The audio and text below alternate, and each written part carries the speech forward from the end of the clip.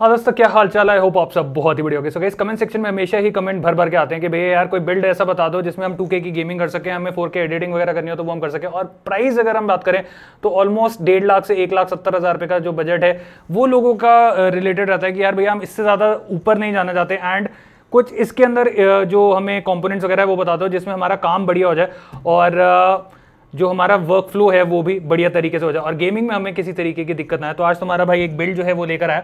सो हमने बिल्ड तैयार करा ऑलमोस्ट 1,70,000 रुपये के आसपास। थोड़ा सा प्राइस ऊपर नीचे हो सकता है depending upon the market condition कि मार्केट में प्राइसेस जो है वो कैसे चल रहे हैं। तो कौन कौन से कंपोनेंट्स यहाँ पे यूज करेंगे एंड क्या क्या फीचर्स आपको उन कंपोनेंट्स में मिलते हैं, सारी चीज़ों के बारे में बात करेंगे। वीडियो की शुरुआत करते हैं।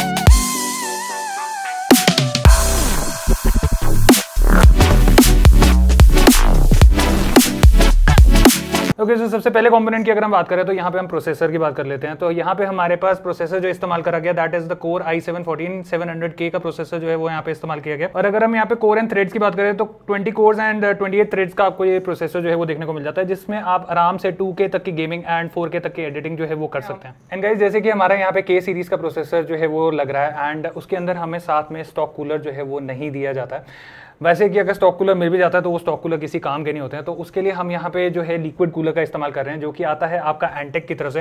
एंड यहाँ पे हमारा जो मॉडल इस्तेमाल करा गया that is the intake vortex 360mm liquid cooler, जिसमें आपको ARGB फैंस जो है उनका सपोर्ट जो है वो देखने को मिल जाता है। एंड थोड़े से अगर हम यहाँ पे कूलर के बारे में बात करें तो भाई कूलर की बिल्ड काफी बढ़िया है। एंड थर्मल्स की अगर हम यहाँ पे बात करें तो ये इस प्रोसेसर के हीटिंग इश्यूज जो है उनको आसानी से हैंडल कर लेगा एंड आपके जो प्रोसेसर है उसको यहाँ पे गर्म होने नहीं देगा। बाकी भाई दिल की बात हो गई, अब धड़कन की बात कर लेते हैं। तो यहाँ पे हमारे मदरबोर्ड की बात कर लेते हैं थोड़ा सा। तो मदरबोर्ड हमारा यहाँ पे इस्तेमाल करा गया ASRock की तरफ से आने वाला फैंटन गेमिंग, जिसका मॉडल नंबर है आपका Z790 लाइटनिंग।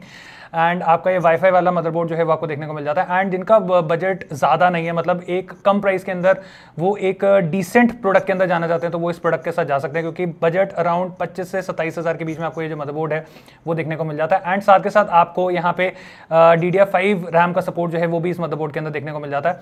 तो नई जनरेशन आपकी आराम से जो है वो यहाँ पे इस मदरबोर्ड के साथ सपोर्ट कर दी जाएगी। ओके, नेक्स्ट अगर हम यहाँ पे कंपोनेंट की बात करें तो वो है हमारा रैम। एंड रैम की अगर मैं यहाँ पे बात करूँ तो आपके यहाँ पे इस्तेमाल करी गई है किंगस्टन फ्यूरी की रेनेगेड 48GB 7200 MTS रैम, जो कि आपकी नॉन बाइनरी किट हम इसको बोल सकते हैं। एंड आपने सुना होगा यार 16GB 8GB 32GB की रैम किट जो है वो आती हैं, बट यहाँ पे आपको 24GB की 2 रैम जो है वो देखने को मिल जाती है, बिकॉज जैसे कि मैंने आपको बोला यहाँ पे आपको नॉन बाइनरी रैम जो है वो देखने को मिलती है। एंड साथ के साथ आपको यहाँ पे RGB का सपोर्ट जो है वो भी देखने को मिल जाता है। तो 4K एडिटिंग वगैरह अगर आपको करनी है तो मेरे हिसाब से 48GB की रैम जो है वो काफी सफिशिएंट आप लोगों के लिए होने वाली है। ओके, नेक्स्ट कंपोनेंट की अगर हम यहाँ पे बात करें तो that is the graphic card. And graphic card हमारा यहाँ पे यूज करा गया है ASRock की तरफ से आने वाला इनका Radeon 7800 XT Phantom gaming. And अगर मैं यहाँ पे बात करूँ तो 16GB का ग्राफिक कार्ड जो है वो आपको देखने को मिल जाता है। एंड ये आपका AMD का ग्राफिक कार्ड है, जैसे कि आप नाम से ही इसको पहचान सकते हैं। बाकी साथ के साथ आपको यहाँ पे RGB का तड़का जो है वो भी देखने को मिल जाता है। एंड अगर आप यहाँ पे जैसे 2K गेमिंग कर रहे हैं, क्योंकि 2K गेमिंग तो ये आराम से झेल लेगा एंड आराम से आपकी जो 2K गेमिंग है वो करा देगा। तो 2K गेमिंग में भी आपका हाई से लेके अल्ट्रा सेटिंग पे अगर आप खेलते हैं तो आपको किसी भी तरीके का इशू जो है वो यहाँ पे इस ग्राफिक कार्ड में नहीं आने वाला। ओके, अब बात कर लेते हैं यहाँ पे स्टोरेज की, क्योंकि भाई गेम्स वगैरह तो आप उसी में स्टोर करेंगे, एडिटिंग वगैरह भी जो है, जो डेटा वगैरह है आपका वो सारा आप उसी में स्टोर करेंगे। तो यहाँ पे हमारी 1 TB की जो M.2 है जो कि आती है आपकी किंगस्टन की तरफ से, तो किंगस्टन फ्यूरी रेनेगेड जनरेशन 4 की आपकी M.2 जो है वो यहाँ पे इस्तेमाल करी गई है।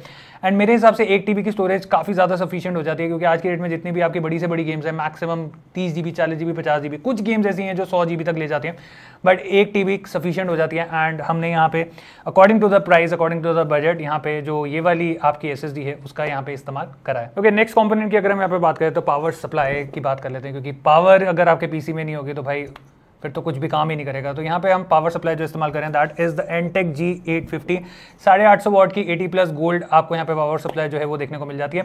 एंड जिस हिसाब से हमारा ग्राफिक कार्ड है, जिस हिसाब से हमारा प्रोसेसर यूज़ करा गया, उस हिसाब से 850 वॉट की पावर सप्लाई जो है वो मोर देन इनफ होने वाली है। एंड इवन एट 100% लोड ये पावर सप्लाई आपको कभी भी धोखा नहीं देगी, मतलब ये पूरी तरीके से आपका लोड जो है उसको झेल लेगी एंड आपके जो कंपोनेंट्स है वो खराब नहीं होंगे। ओके, जब अब बात कर लेते हैं यहाँ पे नेक्स्ट मेजर कंपोनेंट की, क्योंकि भाई इसके बगैर आपका बिल्ड बनना ही नामुमकिन सा हो जाता है, क्योंकि भाई चीज़ें फिट कहाँ पे करोगे, कहीं और तो फिट कर नहीं सकते। तो यहाँ पे हम बात करने जा रहे हैं इसके कैबिनेट की। तो यहाँ पे Antec का C8 कैबिनेट जो है वो इस्तेमाल करा गया। एंड अगर आप यहाँ पे कैबिनेट की लुक देखेंगे तो काफ़ी प्रीमियम आपको क्वालिटी के अंदर कैबिनेट जो है वो देखने को मिल जाता है। साथ के साथ अगर आप यहाँ पे देखेंगे तो हमें यहाँ पे प्री इंस्टॉल 3 फैंस जो है वो देखने को मिल जाते हैं, जिसके अंदर आपको नीचे की तरफ 160 mm के 2 फैंस जो है वो मिल जाते हैं। These are reverse pitch fans जो कि आपकी हवा जो है उसको अंदर की तरफ खींच रहे हैं। एंड ARGB का सपोर्ट जो है वो आपको यहाँ पे देखने को मिल जाता है। एंड अगर आप बैक साइड पे यहाँ पे चेकआउट करेंगे तो आपको यहाँ पे 140 mm का सिंगल फैन जो है वो देखने को मिल जाता है, जिसके अंदर अगेन आपको ARGB का सपोर्ट जो है वो देखने को मिल जाता है।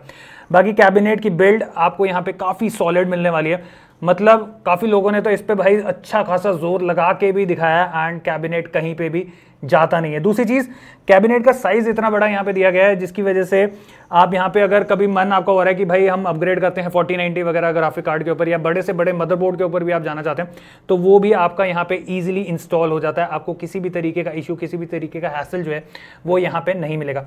बाकी जैसे मैंने बोला इसमें आपको 3 ही प्री इंस्टॉल फैंस मिलते हैं।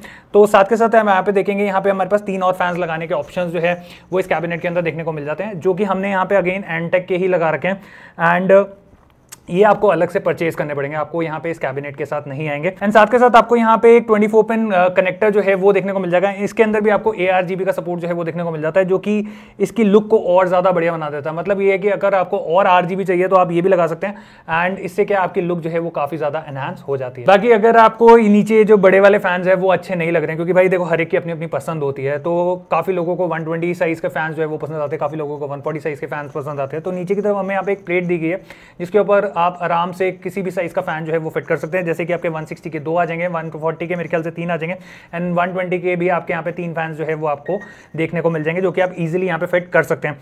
बाकी ऊपर की तरफ जैसे कि हमने यहाँ पे लिक्विड कूलर फिट करा है, तो ऊपर की तरफ 3 हो गए, साइड पे 3 हो गया, नीचे अगर आप 3 लगाते हैं, पीछे की तरफ 1 हो गया, तो ऑलमोस्ट 10 फैन जो है वो आपके इस कैबिनेट में आराम से फिट आ जाते हैं, जिसकी वजह से आपको कूलिंग में जो है किसी भी तरीके का इशू यहाँ पे इस कैबिनेट के अंदर देखने को नहीं मिलेगा। ओके गाइस, तो ये था हमारा कंप्लीट बिल्ड, खास करके उन लोगों के लिए जो कि गेमिंग और एडिटिंग के लिए अपना पीसी बिल्ड जो है वो बनाना चाहते हैं, खास करके 2K गेमिंग। जैसे मैंने बोला काफ़ी लोग 4K करना चाहते हैं, बट 4K के लिए आपको फिर 4K के हिसाब से मॉनिटर वगैरह भी लेना पड़ता है। 2K आज की डेट में सफिशिएंट आपको मॉनिटर प्राइस के अंदर जो है वो देखने को मिल जाता है। एंड ऑलमोस्ट 1,60,000 से लेके 1,70,000 रुपये का अगर आपका बजट है तो आप इन कंपोनेंट्स का उपयोग जो है वो यहाँ पे कर सकते हैं। बाकी अगर आपको इनमें से कोई भी कंपोनेंट खरीदना है तो इन सबके बाइंग लिंक मैं आपको नीचे डिस्क्रिप्शन में दे रहा हूँ, जहाँ से आप जाके इनको परचेज कर सकते हैं। आई होप आपको वीडियो पसंद आई होगी। बाकी आपके दिमाग में कोई भी क्वेश्चन चल रहे हैं या आप कुछ और जानना चाहते हैं बिल्ड्स के बारे में, तो आप नीचे कमेंट सेक्शन में कमेंट कर सकते हैं एंड हम उसके बारे में प्रॉपर्ली बात कर पाएंगे। सो मिलते हैं एक और ऐसी इंफॉर्मेटिव कंटेंट के साथ। Till then take care, God bless.